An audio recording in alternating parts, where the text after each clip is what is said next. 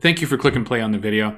I'd like to ask you to click the thumbs up, subscribe to our channel, and ring that notification bell so that you can get alerted every time we bring out great content. Thanks.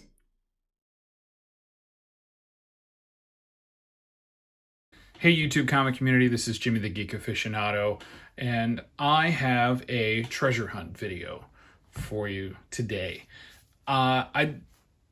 Most of my content usually is, around finding older books, and some, cover buys and things of that nature. But that's not the only thing that I generally tend to pick up.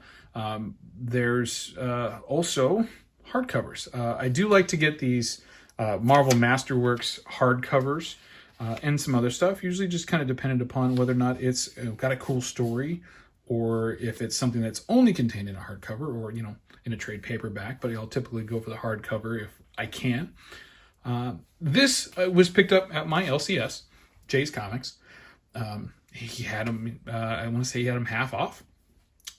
This is the Marvel Masterworks, it's the volume 1 of Ghost Rider. I forget how they got these volumes worked out, but this reprints Marvel Spotlight 5 through 12.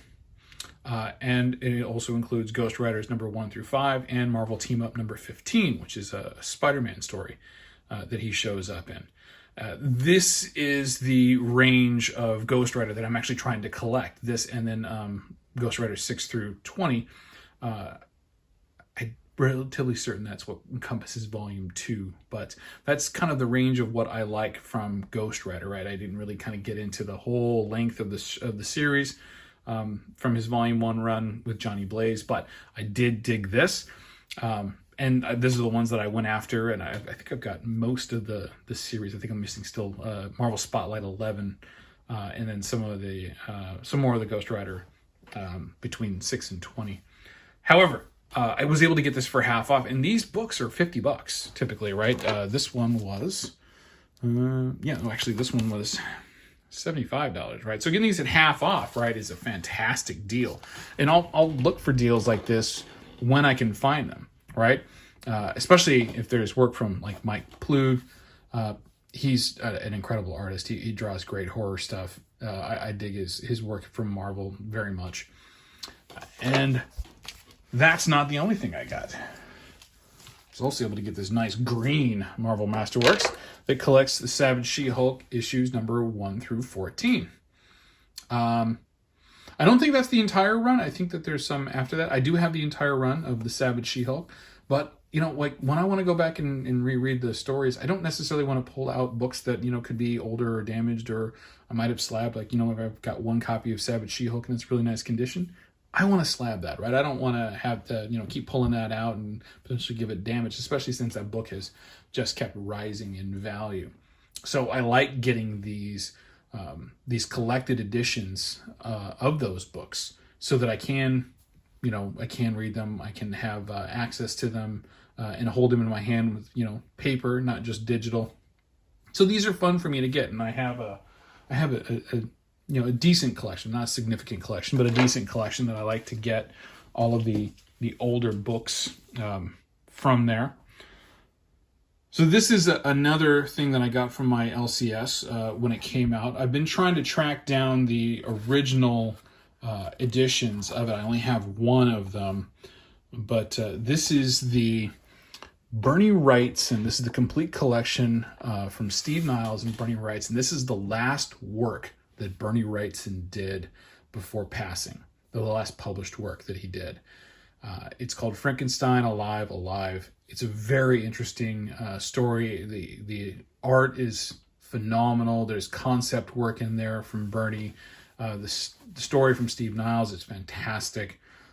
It really kind of, just a retelling of the original story of Frankenstein, which is a classic tale that I very much enjoy. I have read the original Mary Shelley script multiple times.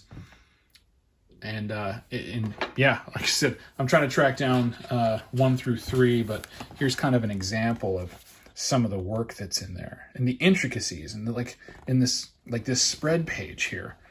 right? I mean, just looking at the detail that he puts into all of the objects on the shelves, right?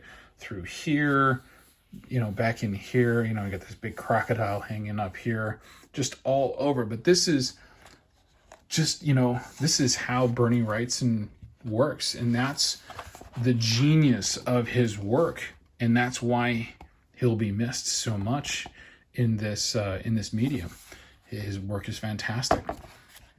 And this is really kind of a testament, to that work, in my opinion, right? Yes, he has a little bit of a Swamp Thing look, right? But he's supposed to look drawn. He's supposed to look dead. But it's fantastic. I loved it. And I'm happy to have been able to get the collect edition so I could read the whole thing while I'm still trying to hunt down the original issues. Last one from my LCS. These weren't actually in the same haul, but I wanted to kind of do something that was more on the basis of just something that's comic, but not just comic books that are collectible. These hardcovers can be actually pretty rare and hard to find. This is a copy of The Punisher: Return to Big Nothing. This is a first print edition with a first print cover. This is a dust jacket with artwork by Mike Zeck. And, Mike Zeck, as we all know, is one of the premier Punisher artists. It's got it's from the Epic imprint, right? It's got Epic Comics right down here at the bottom. That means that it's grittier than what would normally be approved by the Comics Code back in the 80s. And I want to say, this is from 85. What year? Here we go. Printed in 1989, right? So late 80s. And again, it's, it's a bit grittier and darker than most of your, Punisher stuff. Let's see. Well, okay, so it's hard to say, grittier and darker than Punisher, right? Because Punisher's out there killing bad guys all the time. But, there's a great body of work, right? But there's additional adult themes to it that could only be gotten away with from Epic, and a really cool end piece of the Punisher walking away with a body on the floor here. Just really cool stuff. This I got from another local comic shop that I love to frequent. And they have such good stuff. I really just don't want to give up the name. So don't hate me for that. They have a wealth of different things in there. They have a lot of these Marvel graphics novels, and I always try to find these when I can. This is the Daredevil graphic novel by Frank Miller and Bill Sienkiewicz. So if you can imagine, not having Frank Miller art to begin with, but a Frank Miller story from Daredevil, right, which is fantastic, but Bill Sienkiewicz art. I'm going to prop that one up a little bit so it's not getting the light.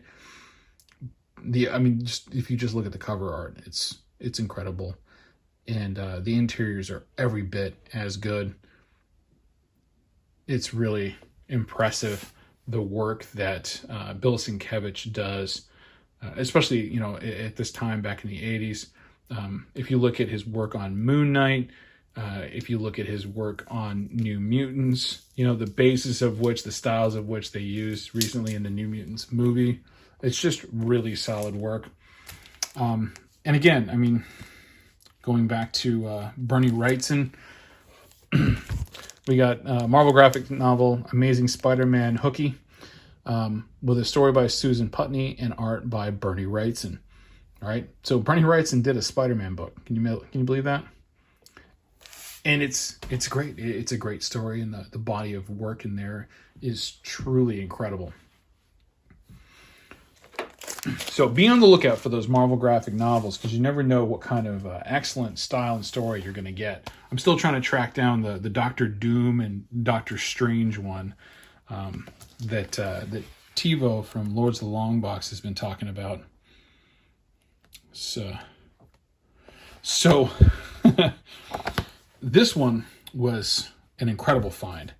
Again, it's a Marvel graphic novel. It's a little bit different, though. This is a hardcover edition of a story by Stan Lee, with art by John Buscema. This is its own story. That cover is incredible. It is hands down, I think, one of the greatest Silver Surfer covers in just standalone pieces that I've ever seen. The airbrush work in it for chroming him out, along with all the space debris and the stars in the background, is I can't think of any other words. It's incredible, right? There's planetoids all over the place. It's truly marvelous. It's got some great work on the interiors. John Buscema, really nailed being able to do Silver Surfer. I mean, look at the size of that Galactus. Yes, it's not Kirby, it's John Buscema's work, but John Buscema was phenomenal in being able to articulate a lot of the work that he did. So if you have the opportunity, if you see this, pick it up, because it's wonderful.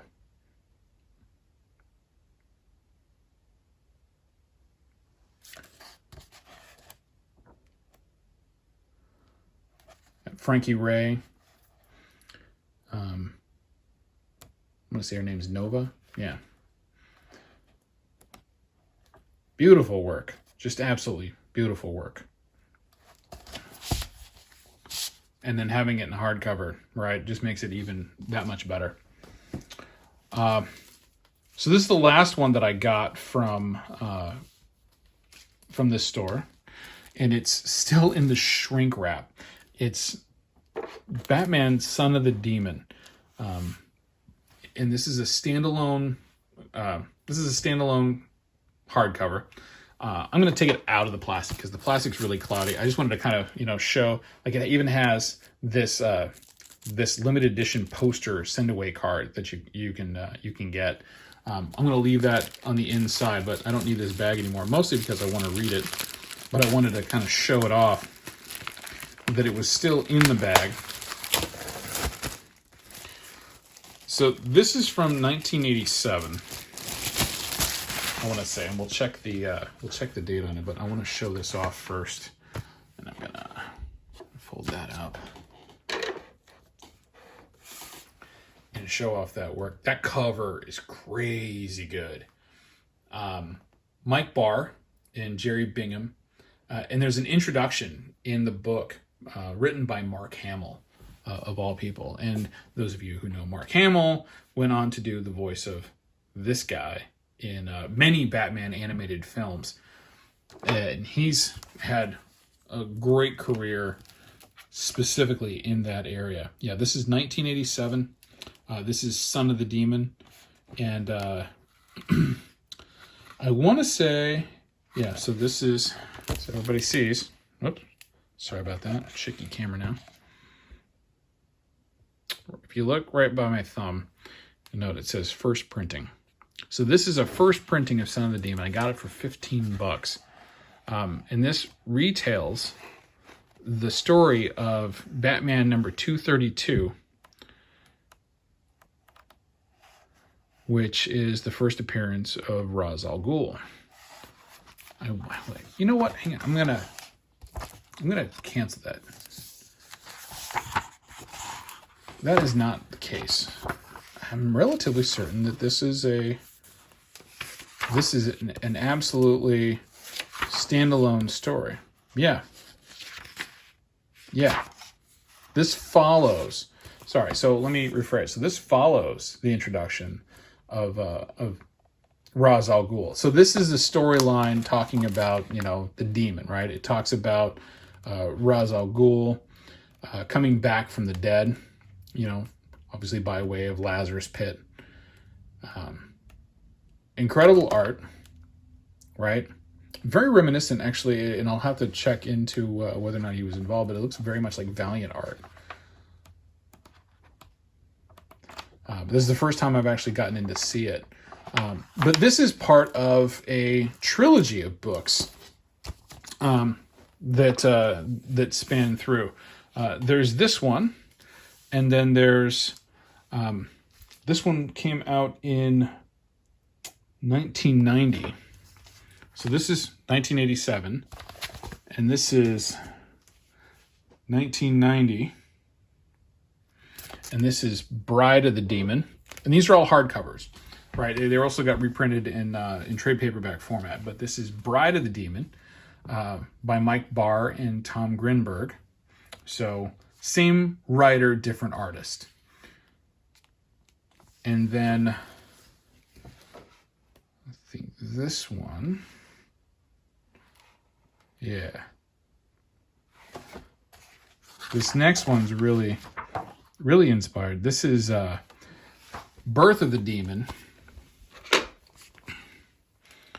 And this is written by the great Denny O'Neil with art by Norm Breyfogle, who, if you're not familiar with just was one of the greats of the 70s for DC and I believe Marvel for a stint. But what I wanted to present was mostly just that these hardcover editions, right? If you can get them, and if you can get first prints, and good for you if you can get those first prints, because the stories are amazing. A lot of times they're gonna be a bit grittier than what you can normally get in a Marvel comic, right? So there's a bit more room to expand upon a character, especially the emotional range, the content, and what can be presented. You're not gonna find bare butts outside of Conan, in a Batman book, unless it's Batman Damned. And you're gonna see some other things as well. But yeah, fantastic books, fantastic work. Happy to have them in my collection finally, to be able to finish off those three. Thank you for click and play on this video, for watching, for hanging with me. Click the like button and subscribe if you want to catch more content, and we'll talk to you soon. Thanks.